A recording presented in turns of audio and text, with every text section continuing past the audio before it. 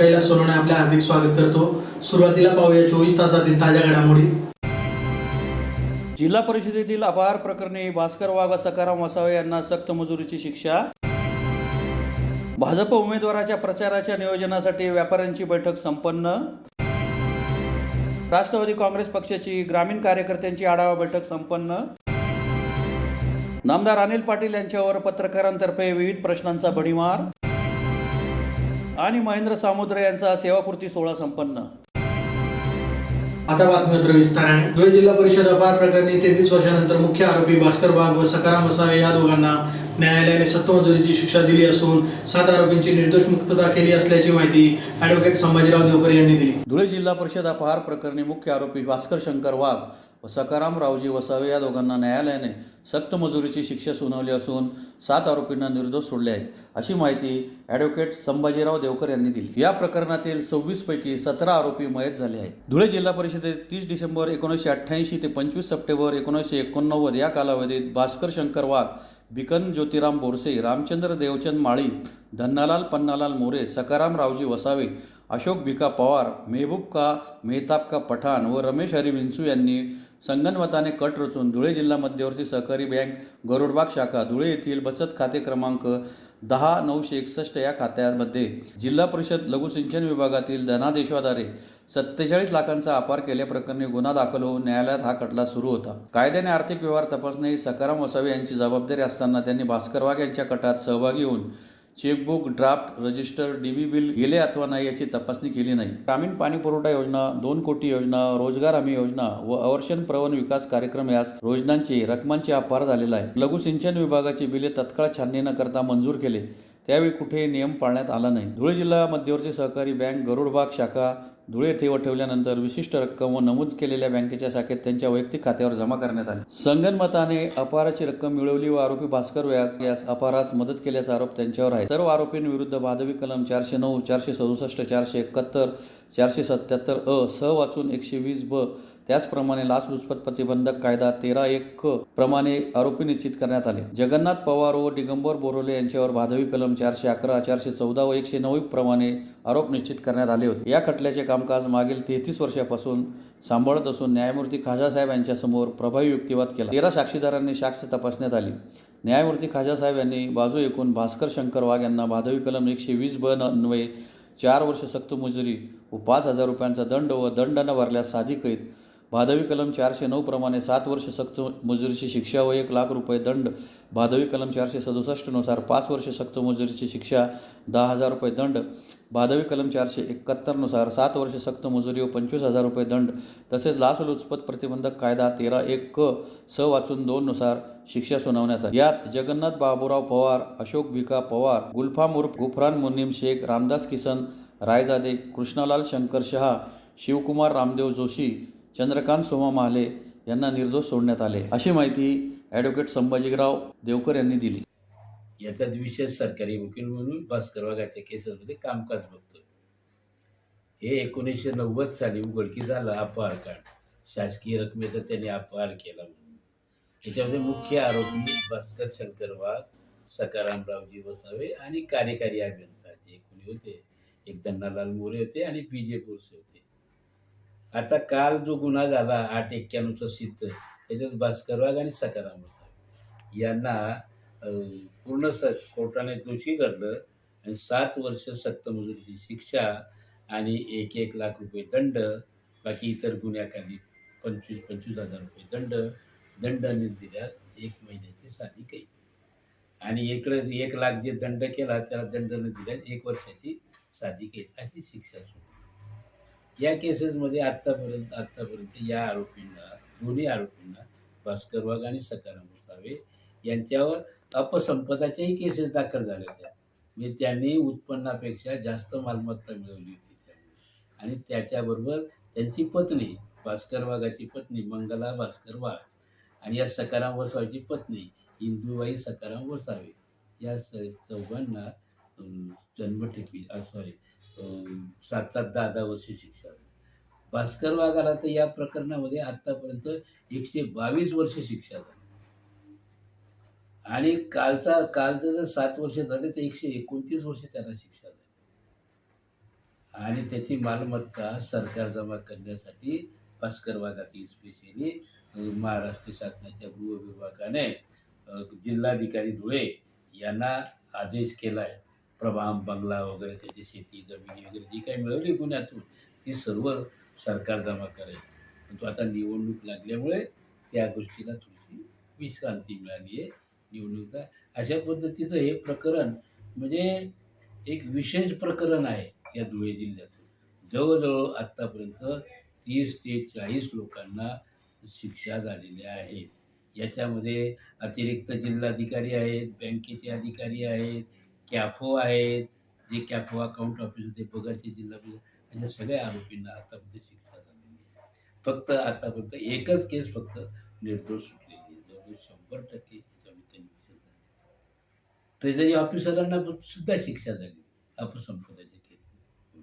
आगामी लोकसभा निवडणुकीच्या पार्श्वभूमीवर भाजप व्यापारी आघाडी व भाजप जयप्रकाश धुळे यांच्या वतीने भाजप उमेदवाराच्या प्रचाराचे नियोजनासाठी व्यापाऱ्यांच्या बैठकीचे व्यापारी महासंघाच्या कार्यालयात आयोजन करण्यात आले होते. आगामी लोकसभा निवडणुकीच्या पार्श्वभूमीवर भाजप व्यापारी आघाडी धुळे, भाजप जैन प्रकोष्ठ धुळे यांच्या वतीने भाजप उमेदवाराच्या प्रचाराचे नियोजन करण्यासाठीची बैठक पारोळा रोडवरील व्यापारी महासंघाच्या कार्यालयात संपन्न झाली. बैठकीच्या अध्यक्षस्थानी भाजप शहर जिल्हाध्यक्ष गजेंद्र आंपळकर हे उपस्थित होते. यावेळी धुळे शहर, धुळे ग्रामीण, शिंदखेडा, मालेगाव मध्य, मालेगाव बाह्य बागलांकरिता प्रचार प्रमुखाची नियुक्तीही करण्यात आली. या बैठकीत भाजपचे शहर जिल्हाध्यक्ष गजेंद्र आंपळकर, भाजप व्यापारी आघाडीचे प्रदेश उपाध्यक्ष हर्षकुमार रेलन, जैन प्रकोष्ठचे अध्यक्ष उमेश जैन यांनी उपस्थितांना मार्गदर्शन केले. निवडणुकीत भाजप व्यापारी आघाडी आणि जैन प्रकोष्ठतर्फे पूर्ण धुळे लोकसभा मतदारसंघातल्या सर्व 6 विधानसभा क्षेत्रातल्या प्रत्येक गावागावात प्रत्यक्ष जाऊन व्यापारी व त्यांचे कर्मचारी व त्यांचे सन्माननीय ग्राहक यांच्याशी प्रत्यक्ष संवाद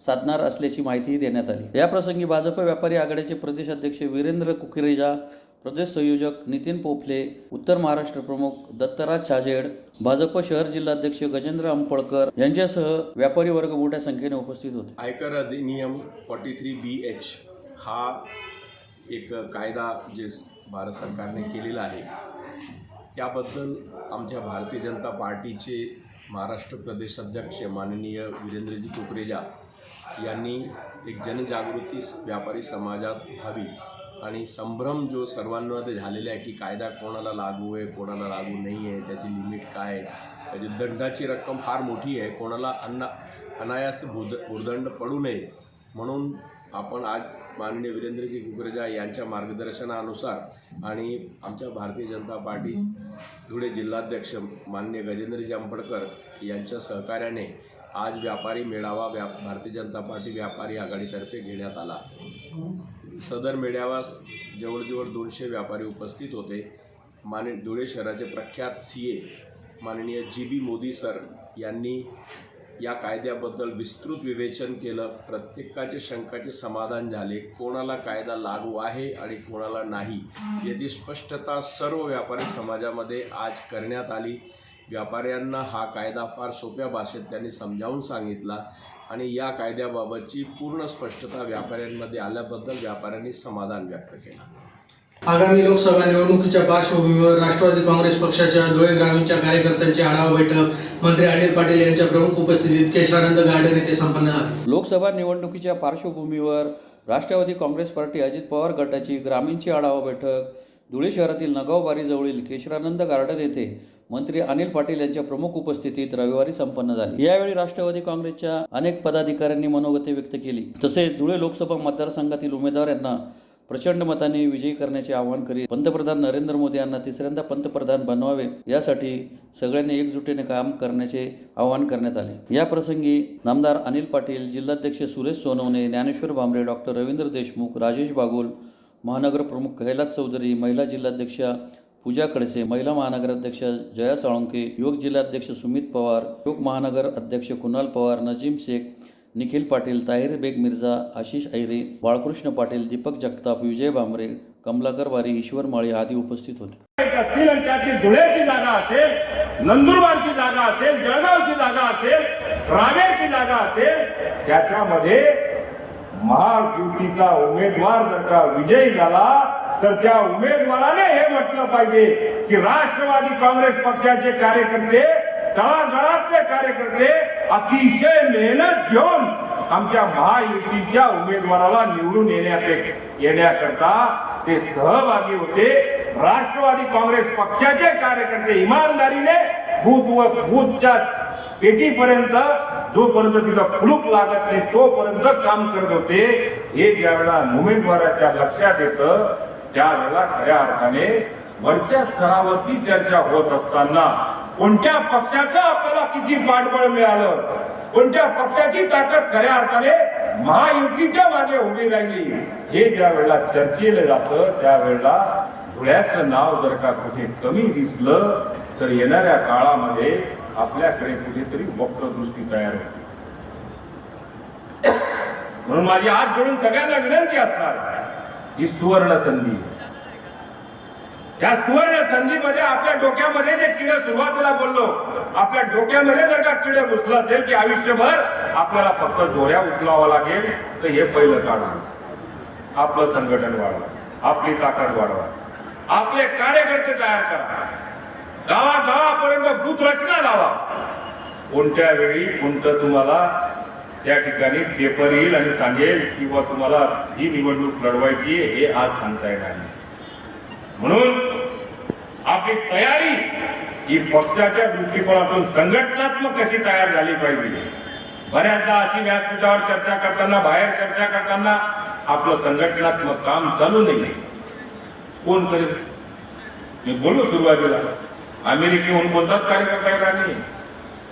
आता याच्या पुढे आपलं पक्षाचं काम चालत नाहीये हे सांगितल्यानंतर स्वाभाविक आहे ते सांगितलंच पाहिजे. पण जो सांगण्याला येणार आहे त्याने त्याचा पूर्ण ऍड्रेस हा जर का मला 2 ओळीत लिहून दिला तर पहिले तू काय बूम पडलेली आहे ते पहिले सांग आणि मग बाकीला दुसरा आपण सांगतो. त्यानं दुकान काहीच आपली पाहिजे. आपल्या भागामधली आपली ताकद मी वाढवलेली आहे. मी हे काम करतोय,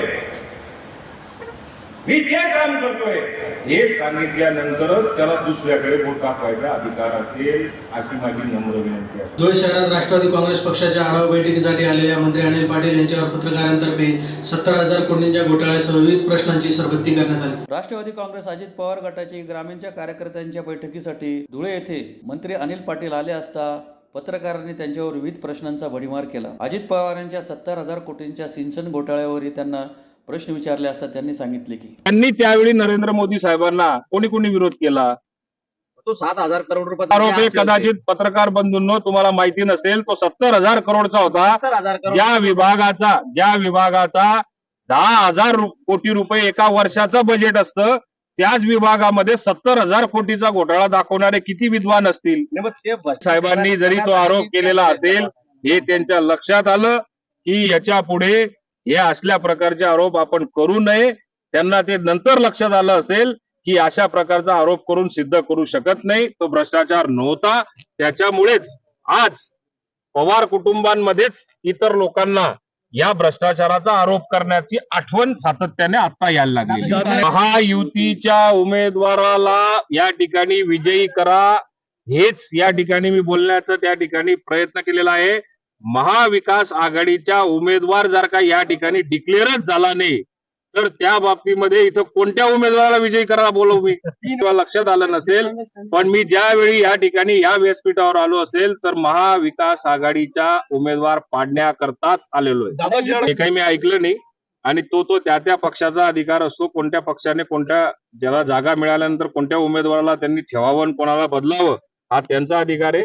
त्याच्यामध्ये मला त्याची कल्पना भावना या प्रामुख्याने या होत्या की या मतदारसंघामध्ये जे काही विद्यमान उमेदवार असतील ते भविष्यामध्ये खासदार होतील.